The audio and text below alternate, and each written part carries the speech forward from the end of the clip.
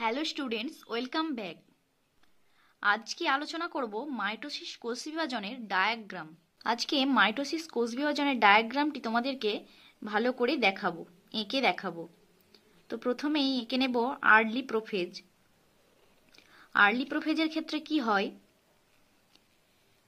কোষের যে নিউক্লিয়াসটি রয়েছে এই নিউক্লিয়াসের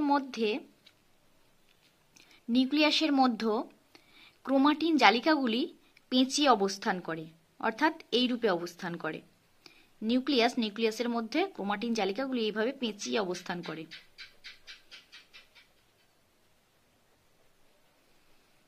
এবং এখানেতে নিউক্লিওলাস থাকে, এটি হলো নিউক্লিয় পর্দা, এটি নিউক্লিওলাস। এখানে ক্রোমাটিন জালিকাগুলো পেঁচিয়ে অবস্থান করছে এবং এখানে রয়েছে সেন্ট্রিওল। আর্লি প্রোফেজের ক্ষেত্রে ক্রোমাটিন জালিকাগুলি এখানে পেঁচিয়ে অবস্থান করছে, জালিকাকারে অবস্থান করছে। এবারে লেট প্রোফেজের ক্ষেত্রে কি হচ্ছে, এটা আর্লি প্রোফেজ।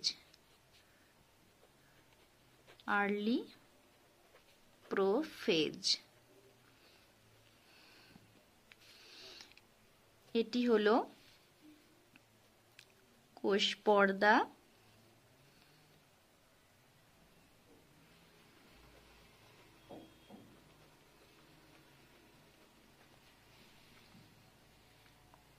এটি হলো ক্রোমাটিন জালিকা,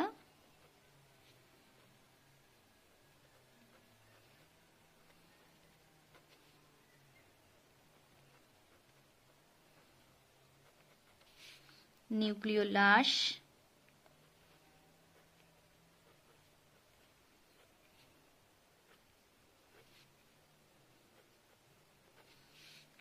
এবং এটি হলো নিউক্লিয় পর্দা।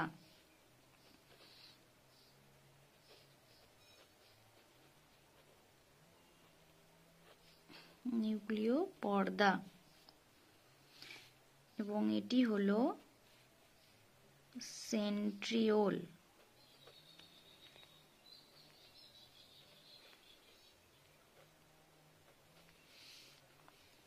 এটি আর্লি প্রোফেজের ক্ষেত্রে হলো। এবারে লেট প্রোফেজের ক্ষেত্রে কি হয়, এই ক্রোমাটিন জালিকাগুলি কিন্তু জল বিয়োজন করে এবং জল বিয়োজনের ফলে কি ঘটে, এখানেতে ক্রোমাটিন জালিকাগুলি সেন্ট্রোমিয়ার সাথে যুক্ত হয় এবং ঘনীভূত হয়ে মোটা আকার ধারণ করে। সেক্ষেত্রে ছবিটা কিরকম আসবে, এরকম মোটা আকার ধারণ করে, যার ফলে আমরা প্রোফেজের ক্ষেত্রে কি দেখতে পাই, ছবিটা যে ক্রোমোজোমগুলিকে আমরা মোটা ভাবে দেখতে পাই, স্পষ্টভাবে দেখতে পাই প্রোফেজ দশায়। এবং এখানে নিউক্লিয় পর্দা বিলুপ্তি ঘটছে এবং নিউক্লিওলাসেরও বিলুপ্তি ঘটছে এই দশায়। এখানে রয়েছে সেন্ট্রিওল। খুব সহজভাবে তোমাদেরকে দেখানোর চেষ্টা করছি, বোঝানোর চেষ্টা করছি। তো এটি হলো লেট প্রোফেজ।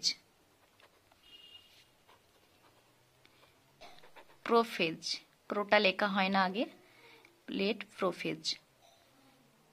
এর ক্ষেত্রে ক্রোমোজোমগুলি স্পষ্টভাবে বোঝা যাচ্ছে, কারণ ক্রোমাটিন জালিকাগুলি জল বিয়োজন করে ঘনীভূত হয়ে মোটা আকার ধারণ করেছে এবং নিউক্লিয় পর্দার বিলুপ্তি ঘটছে এবং সেন্ট্রোমিয়ার কিন্তু এখানে দুই মেরুর দিকে চলে যাচ্ছে।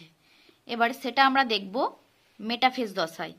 মেটাফেজ দশার ক্ষেত্রে কি হচ্ছে,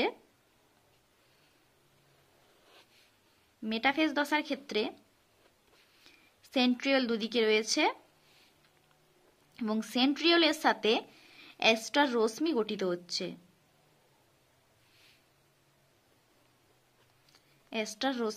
হচ্ছে এবং এখানে বেম তন্তু গঠিত হচ্ছে।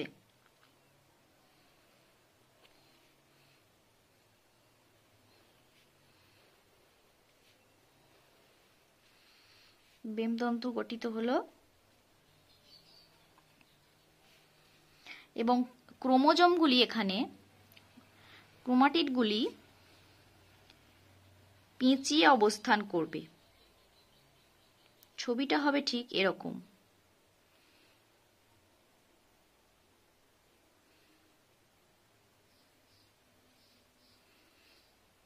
ক্রোমোজোমগুলি পেঁচিয়ে অবস্থান করছে।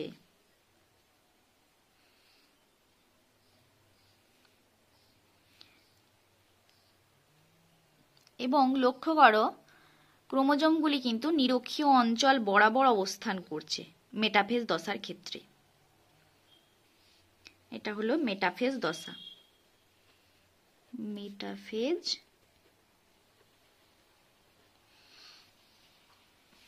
এখানে রয়েছে এস্টার রশ্মি।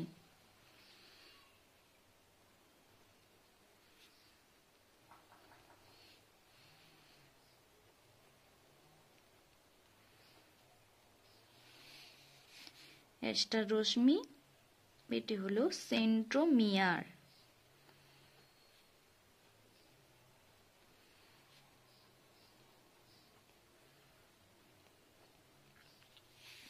সেন্ট্রোমিয়ার, এটি হলো বেম তন্তু।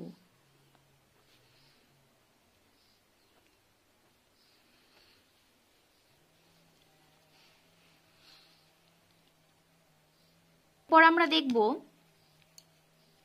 অ্যানাফেজ দশা। অ্যানাফেজ দশার ক্ষেত্রে কি ঘটছে? অ্যানাফেজ দশার ক্ষেত্রে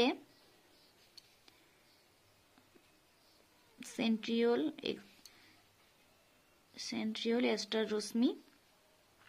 অ্যানাফেজ দশার ক্ষেত্রে বেম তন্তুগুলি কিন্তু বেমতন্তুগুলির সংকোচনের ফলে বেমতন্তুর এখানে সংকোচন ঘটছে। বেমতন্তুর সংকোচন ঘটছে এবং সংকোচনের ফলে কি ঘটছে?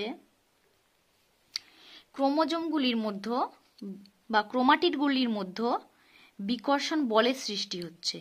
বিকর্ষণ বলের সৃষ্টি হওয়ার ফলে কি হচ্ছে? কিছু ক্রোমাটিড উত্তর মেরুর দিকে এবং কিছু ক্রোমাটিড দক্ষিণ মেরুর দিকে চলে আসবে এবং এখানে সেন্ট্রোমিয়ারগুলিও বিভক্ত হয়ে একটি সেন্ট্রোমিয়ার উপরের ক্রোমাটিডের সাথে যুক্ত হবে এবং একটি সেন্ট্রোমিয়ার নিচের ক্রোমাটিডের সাথে যুক্ত হবে। ছবিটা ঠিক এরকম আসবে।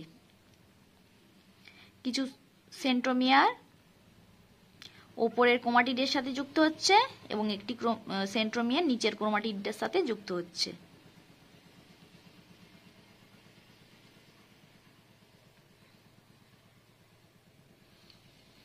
এবং এখানে এটি তো আমরা জানি যে বেমতন্তু, এটি অ্যানাফেজ।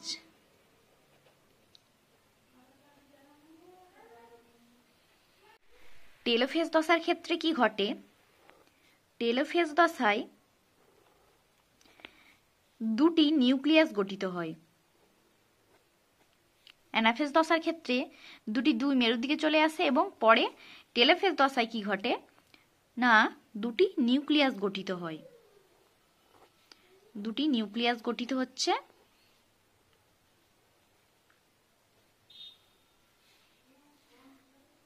দুটি নিউক্লিয়াস, এবং দুটি নিউক্লিয়াসের মধ্যে যে ক্রোমোজোম থাকবে সেই ক্রোমোজোমের সংখ্যা একই থাকবে দুটি নিউক্লিয়াসে।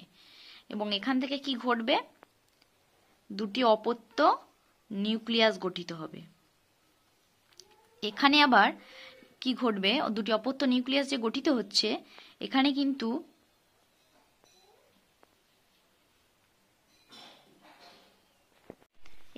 জল সংযোজন ঘটবে।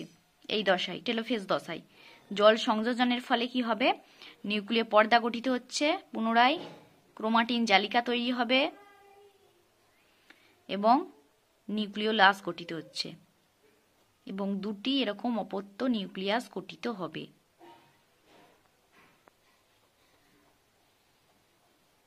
নিউক্লিওলাস, নিউক্লিয় পর্দা গঠিত হচ্ছে। টেলোফেজ দশা। টেলোফেজ